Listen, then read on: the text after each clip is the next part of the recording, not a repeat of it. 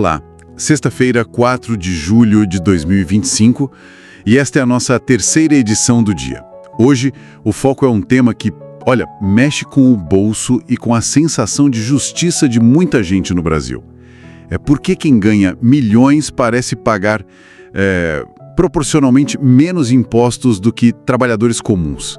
Os materiais que a gente recebeu trazem dados, trazem análises sobre essa aparente distorção. Exato. A proposta aqui é a gente explorar, com base nessas fontes, como é que o sistema tributário brasileiro se configurou historicamente e quais são os dados que sustentam essa percepção de desigualdade fiscal.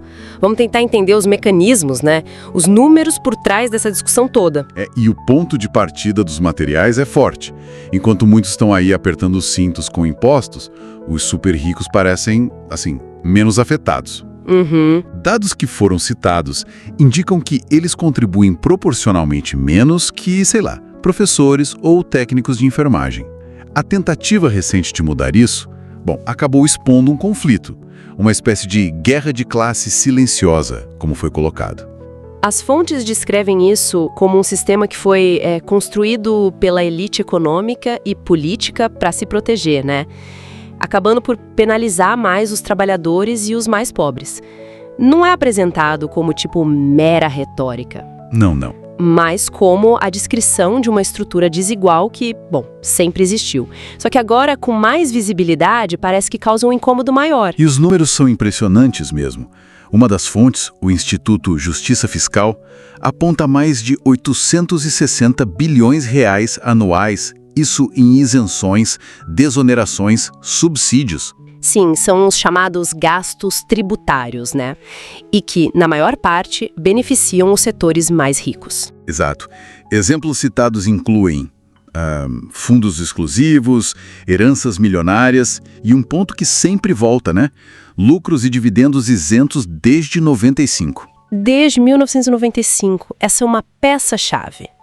E até as plataformas de apostas, as bets, são mencionadas como tendo lucros altíssimos e uma contribuição considerada baixa. E o resultado disso tudo, segundo um estudo do Ministério da Fazenda, que apareceu nas fontes, é um sistema regressivo. Na prática, quem ganha menos paga proporcionalmente mais imposto sobre sua renda total.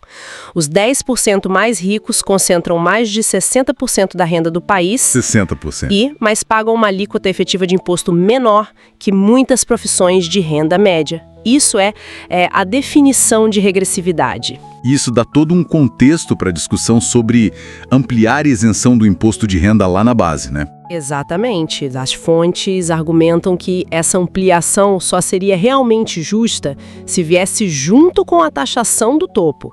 Senão você só alivia um lado sem mexer na concentração. E os materiais indicam que essa desigualdade toda não foi um acidente. Apontam para uma espécie de aliança, assim, entre setores do Congresso, do mercado financeiro, da mídia tradicional. Para manter essa estrutura. Para manter, né? Dão exemplos como o PERSE, aquele programa emergencial para eventos, lembra? Da pandemia. Já custou 15,7 bilhões de reais. E a desoneração da folha, com um custo estimado em 50 bilhões até 2026, são valores muito altos. E ainda mencionam as tais emendas PIX, né? Que podem chegar a 54,2 bilhões em 2026. É muito dinheiro sendo direcionado. E aí entra a contradição que as fontes apontam. Os mesmos setores políticos que aprovam essas medidas bilionárias... Sim. São os que muitas vezes defendem publicamente o equilíbrio fiscal e cortes sociais. Fica uma coisa meio paradoxal, né? Totalmente. Citam que a Constituição de 88 até prevê a tal da progressividade fiscal. Quem ganha mais paga mais proporcionalmente. Mas que governos seguintes teriam enfraquecido esse princípio. A isenção de dividendos de 95 é um exemplo claro disso. Exato. E nessa discussão sobre austeridade, raramente entram na conta os altos custos e privilégios de parlamentares, por exemplo. Os salários de R$46 mil, auxílios, verbas de gabinete. Que somados dão uma fortuna, né? O custo anual do Congresso ultrapassa 15 bilhões. Mas isso raramente é foco quando se fala em cortar gastos, né? A análise das fontes foca muito nessas estruturas e números para explicar a dinâmica fiscal. Então, resumindo, o que os materiais nos mostram é um retrato de um sistema tributário com mecanismos que, na prática, parecem aliviar bastante a carga sobre os mais ricos e pesar mais sobre a base da pirâmide, sobre o consumo, sobre os salários. É isso, e com base nessa estrutura toda descrita pelas fontes, com essas isenções específicas, a influência política, os custos elevados do próprio sistema, fica a reflexão, né? Quais seriam as consequências sociais e econômicas a longo prazo se essa dinâmica de concentração de renda e carga tributária desigual continuassem? Ou até piorar? Uma questão importante para a gente pensar, sem dúvida. Vamos para um breve intervalo. Fique por aí.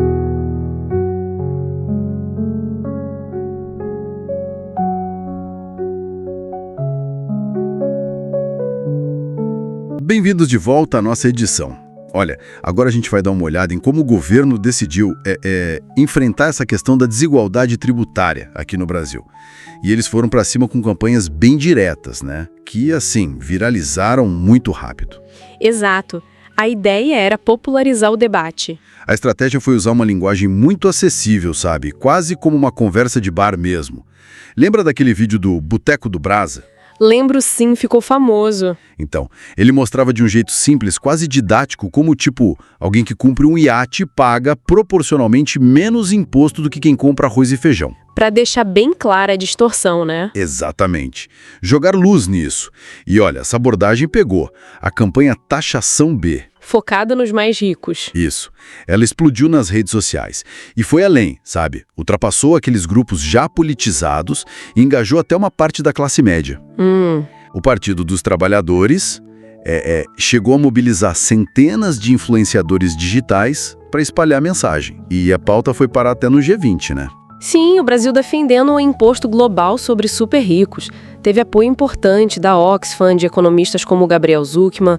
Ganhou uma dimensão grande. Mas, claro, uma mobilização dessas não ia passar batida, né? De jeito nenhum. A reação de setores do Congresso, da mídia mais conservadora, foi quase instantânea. E bem dura em muitos casos. Foi uma contraofensiva clara. Algumas fontes que a gente viu indicam que teve de tudo, assim, desde pressão em cima de jornalista... Sério? Sim, até financiamento de campanha de desinformação por grupos empresariais. A ideia era frear o debate de qualquer jeito. Nossa! A gente viu até parlamentar tentando fazer vídeo para rebater a campanha, né? Mas, assim, a execução foi tão ruim que acabou virando piada na internet. Eu vi alguns, realmente. Complicado. Pois é. Tentaram também colar aquela imagem de governo gastador, sabe? Mas essa narrativa meio que perdeu força. Por quê?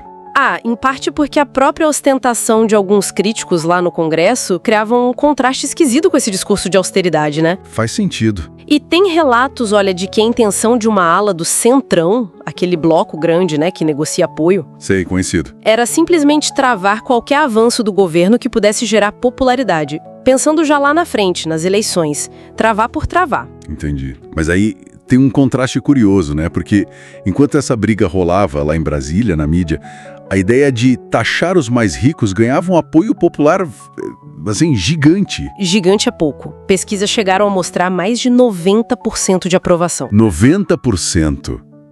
É muita coisa. Parece que a comunicação simples, direta ao ponto, fez toda a diferença, então. Fez, sem dúvida. E essa aprovação altíssima fica ainda mais interessante quando a gente vê como alguns setores tentaram apontar isso como uma divisão artificial. Como assim? Tipo, isso aí é o governo criando briga, jogando uns contra os outros.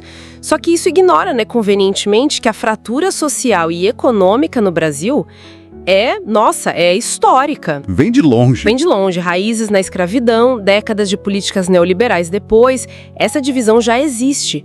O que essa campanha fez, talvez de um jeito inédito pela popularidade, foi dar nome a um pacto elitista silencioso. É dar nome aos bois, digamos assim. Exato.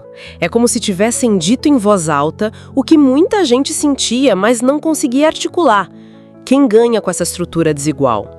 E nomear isso incomoda, né? Incomoda quem sempre esteve confortável lá no topo. Por isso a gente fala numa disputa pedagógica. Tá se ensinando, de forma massiva, quem realmente paga a conta no país. Então, a discussão é muito maior que só imposto, alíquota. É sobre que projeto de Brasil a gente quer, no fundo. Exatamente. Um que pede mais solidariedade de quem tem mais, ou um que, bom, mantém os privilégios históricos. E o jeito como isso foi para a internet, com meme, vídeo viral, isso democratizou a discussão, né? Com certeza. Tirou o debate do economês. Colocou na roda de conversa. Precisamente, essa linguagem popular confronta direto quem antes tinha o monopólio da narrativa econômica. A polarização que a gente vê não é inventada. Ela reflete algo real. Histórica.